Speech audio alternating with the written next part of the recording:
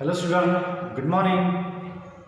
As we have started the revision on each topic, so today we are going to discuss the next topic of the chapter, that is how do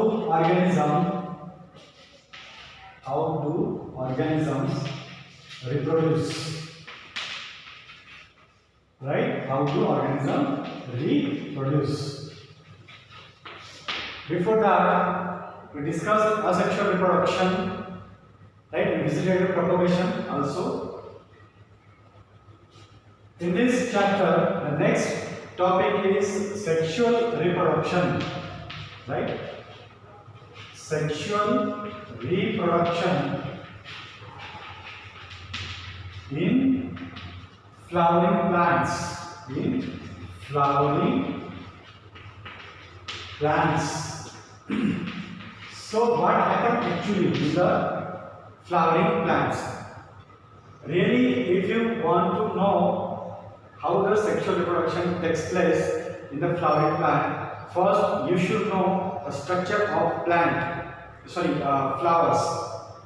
You should know the structure of flowers, the parts of flowers, whom and what should we call, right? So before this explaining, I would like to explain about the structure of flower, right? So as we know, this is a style, stigma and ovary, right? Ovary. So from here you can draw the structure of stamen. You can say the anther, right? Anther. Now here there will be the different kind of colored full picture, generally called as petals, and here the green line structure is called as a sepals, and the thalamus, right? So we can name it, these are the sepals, right? Green line structure is called as a sepals. So this colorful, like a 4 to 5 colorful things are available around or in the flower is called as a petals.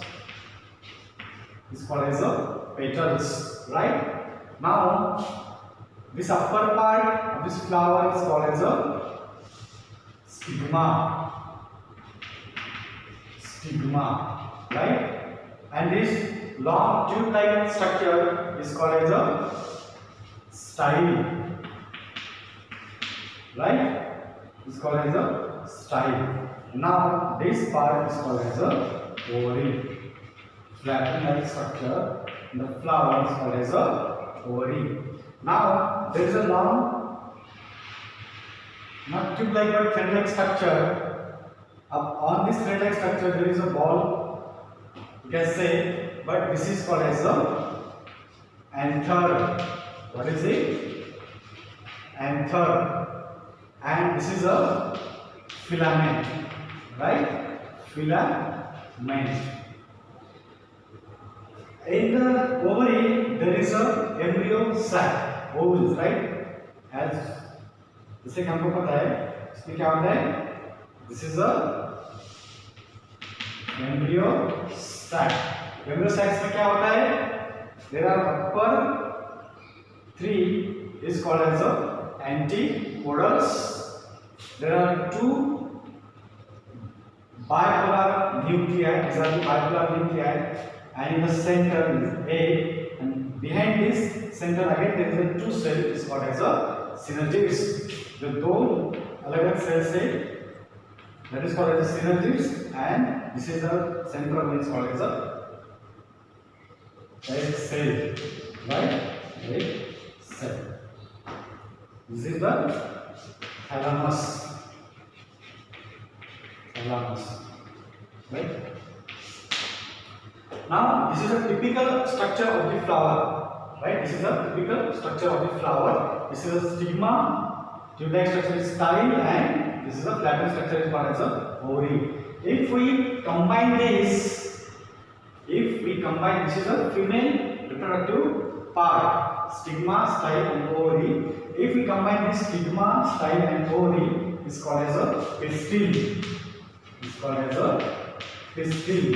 Pistil is nothing but the stigma, style, and the ovary, and this is a female reproductive part. If we consider the anther and the filament, this is called as a stamen.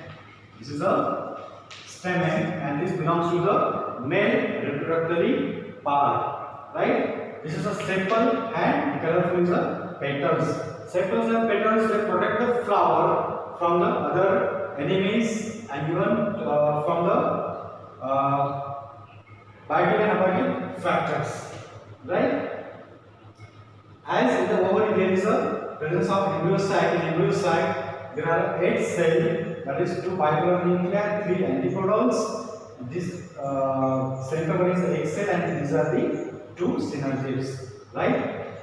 As we know, this pollination can be done by 2 types. When the pollen grain, right? When the pollen grain transfer from anther to the stigma, of the same flower.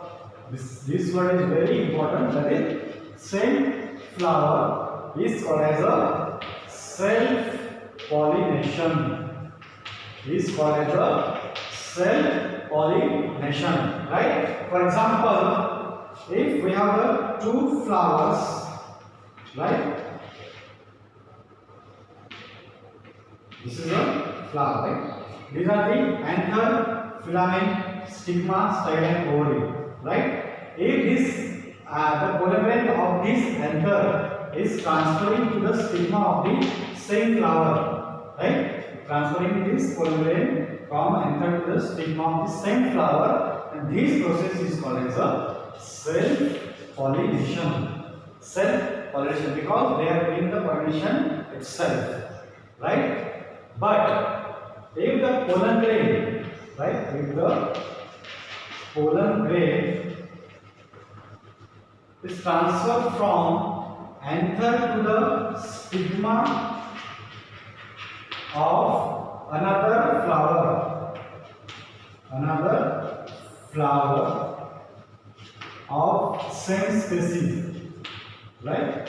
Same species is called as a cross pollination. Is called as a cross pollination. Basically, a flower and again we have different another flower. Even there is a anther, there is also anther.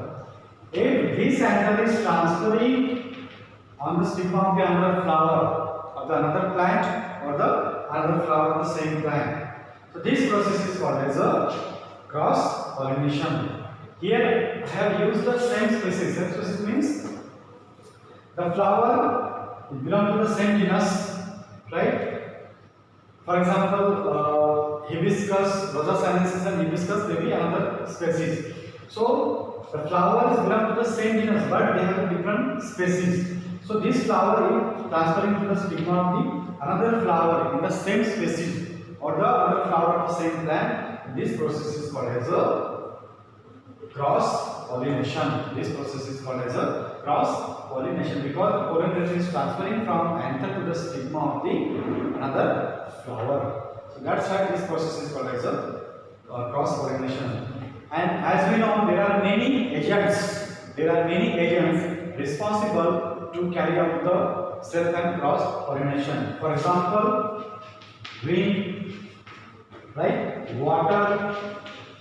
These are the abiotic agent. These are the abiotic. They are not live. Wind and water. Again, insect, honeybees, right? Honeybees, insect, honeybees. These are the biotic agents. These are the biotic agents. because they are live. Honeybees and hence the birds. Birds also. Specific birds are also responsible to carry out the cross pollination or the pollination. So this is regarding the typical structure. If you know the structure, if you know well structure of the flower, definitely you will understand the sexual reproduction in the flower, right? There are two types of pollination, that is self-pollination and cross-pollination. In self-pollination, the anther of from pollen grain of from the anther is transferred in the same flower in the surface of the stigma, but in case of cross-pollination, the pollen grain of one flower transferred to the stigma of the another flower. That is called as the cross-pollination. This can be done by two factors, that is abiotic agent and biotic agent. In abiotic, wind and water included, and in biotic, insects, honeybees, birds, and humans also. Because many times in sunflower, we transfer the pollen grain from one flower to the another flower by rubbing our hands. So these are the biotic agents. Right? Now, as we know, there should be a fertilization, right? There should be a fertilization. Then and then only the zygote formation process will be occur, right? Now, how the sexual reproduction takes place? As you know, this is the flower available present on the surface, represented in the plants, right? Now I will draw the structure of the style, stigma and the ovaries, right? Okay, this is a embryo sac, right? This is a embryo sac. This is a anther. This is a anther. Now I will not draw the petals and the sepal, just for understanding. I am drawing the structure of the stigma, style, and the ovary. In the ovary, there is a presence of ovule, and this is known as the embryo sac. These are the antipodals, bipolar nuclei, and egg cell and the synergids, right? Egg cell and the synergids. When the pollen grain of the same flower or another flower fall on the surface of this stigma, then fall on the surface of the stigma. Now you might have read somewhere, this acceptance of pollen grain is done by the stigmatic surface only. They cannot accept all pollen grains because they are very specific. They accept only the same species. The pollen grains of the belong to the same species. They will not accept all kind of flowers. Okay, so the pollen grains. So once the specific pollen grains fall on the surface of the stigma, now this stigma secrete some mucilagenic agents. You can see the liquid. That liquid help to germinate the pollen grain into the style, and also provide the nutrition to the growing pollen tube. For example, these are the two pollen grains. When it secretes the liquid type structure or mucilaginous structure on the surface of the stigma, this pollen grain start to germinate the pollen tube. So this is a growing pollen tube. Now this pollen tube will reach up to the embryo sac ovule in the ovary. When it reach to the embryo sac, first it insert this pollen tube into the synergids. Though this sentence is not given in your textbook, but this is the mechanism that the first this pollen tube enter into the synergids and get make a rupture.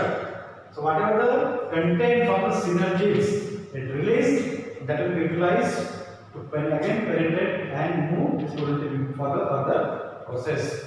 Once this pollen tube reach up to the embryo sac, this is the embryo sac. Embryo sacs में क्या है? Eggs, synergids, antipolar, bipolar nuclei, right?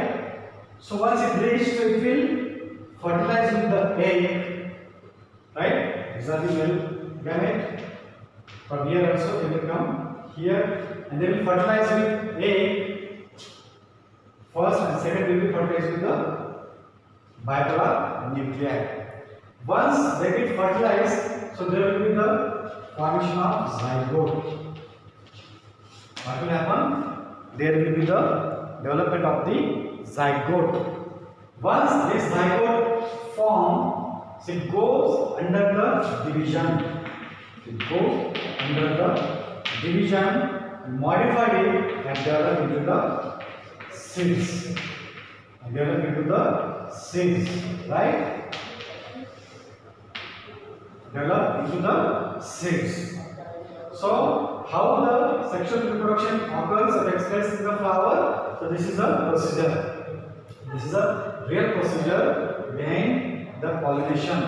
After pollination, so this pollen grain is compatible. I am telling compatible pollen grains start to develop the pollen tube and reach up to the embryo sac.